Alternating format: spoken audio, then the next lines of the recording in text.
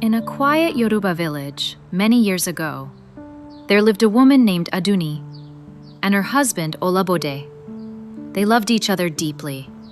Their home was filled with laughter, songs, and prayers.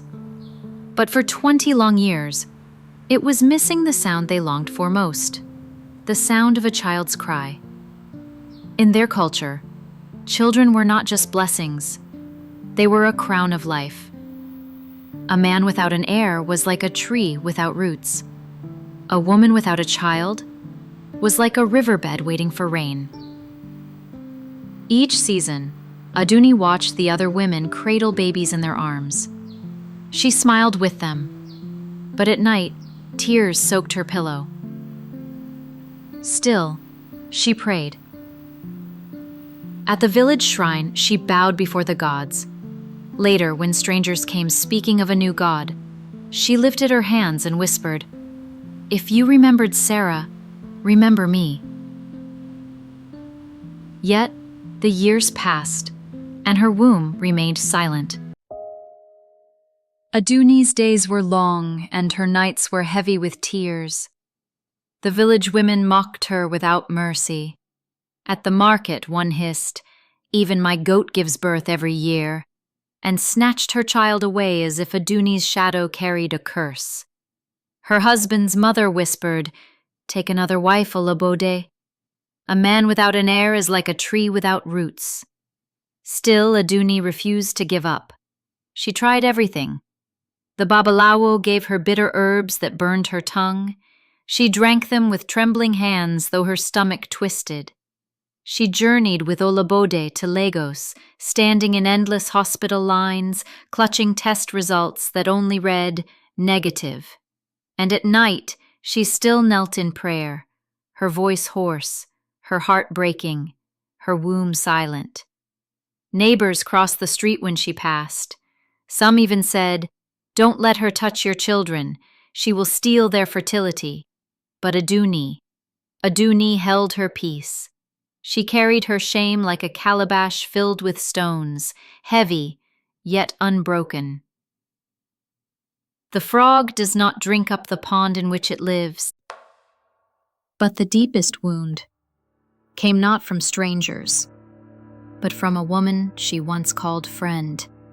Her name was Iya Ronke, loud, boastful, with gold teeth that flashed whenever she laughed.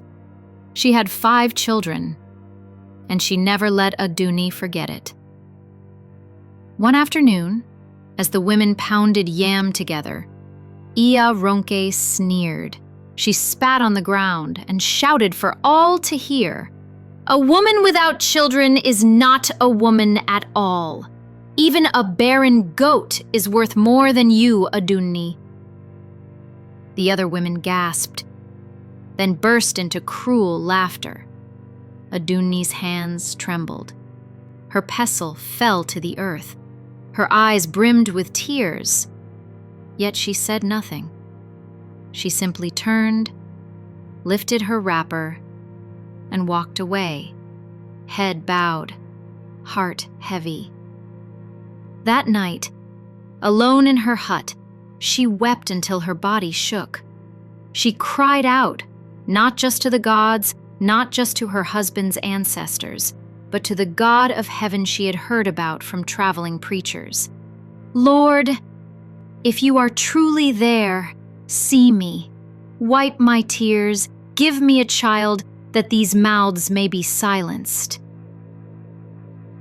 And though the night was dark, something in her heart whispered, "Wait. No matter how long the night, the dawn will surely break."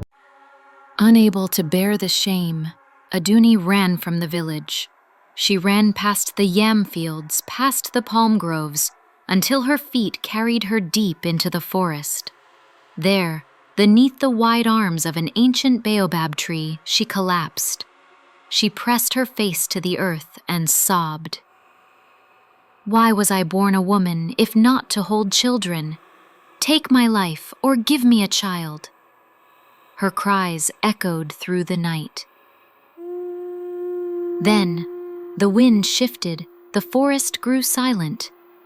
From the shadows emerged a bent old woman, skin like cracked clay, hair like silver threads, eyes glowing like distant stars. Adunni froze, her tears fell faster. Was this a witch, a spirit, or a messenger from heaven? The old woman's voice was soft, yet it carried power. Your tears are not wasted. They are seeds, and seeds, when buried, will grow. She stretched out a trembling hand and placed 3 tiny seeds into Adunni's palm. They glowed faintly in the moonlight. Plant these with your faith. Soon, laughter will chase away your sorrow. Before Adunni could speak, the woman vanished, like mist dissolving into air. Adunni looked at her hands trembling, the 3 seeds shining softly. She clutched them to her chest and whispered, "Lord, let it be so."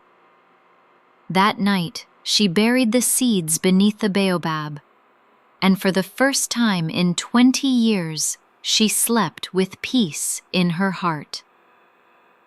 When the moon is full, even the blind can see its light. Weeks turned into months, and something began to change. Adunni woke one morning with a strange heaviness in her body.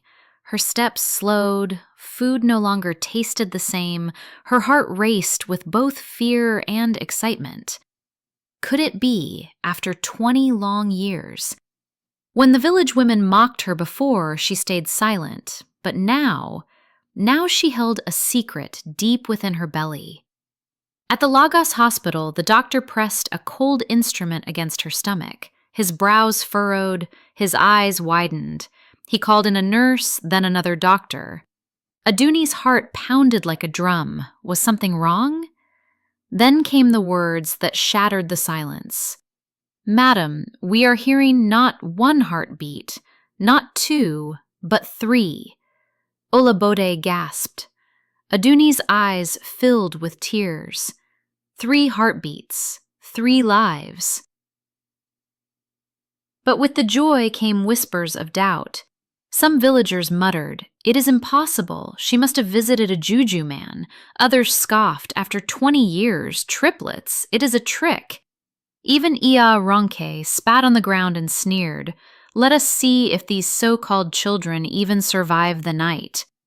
Yet Adunni held her belly with both hands, whispering to the growing life within, "You are my testimony. You are the answer to my tears." And day by day, her stomach swelled, her steps grew heavier, until the day of labor came, a night that shook the village. When joy comes, sorrow has no seat in the room. The night of labor came like a storm.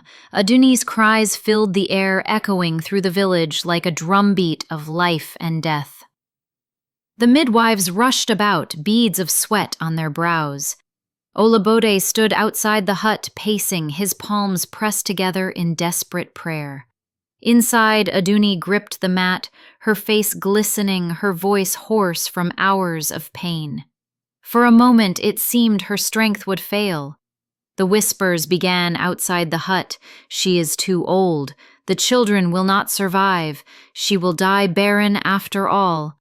But then, like dawn breaking after the longest night, came the cry. A baby's cry. Then another, and another. 3 cries rising into the night like a chorus of victory. Olabode fell to his knees, tears streaming down his face. The midwives lifted the babies, 2 boys and a girl, tiny, fragile, yet full of life. The villagers who had mocked Adunni crowded around, their mouths wide with shock. Even Iya Ronke, with her gold-toothed sneer, stood speechless, her laughter swallowed by awe. Adunni cradled her children against her chest, whispering through tears, "The God who remembered Sarah has remembered me too." And in that moment, the whole village knew what they thought impossible had come to pass. The barren woman had become the mother of 3. The hut that once echoed with silence now overflowed with the cries of new life. When the drum of destiny sounds, even the deaf will dance. Years passed, and Adunni's home rang with the laughter of her children. The same villagers who once mocked her now sought her prayers. Even Ioronke, humbled, came to carry one of the babies on her back. Adunni became a living proverb in her village, a reminder that no condition is permanent and no delay is denial. Her story echoes to this day that the tears you shed in secret are never forgotten, that faith, like a seed, when planted, will one day bloom. So remember this: when hope seems lost, the story is not over, because the God who turned Adunni's shame into laughter can turn your night into morning. The child that is meant to dance will not die in the womb. If this story touched your heart, give it a like, share it with someone who needs hope, and subscribe for more African folk tales that inspire and uplift. Your support keeps these stories alive,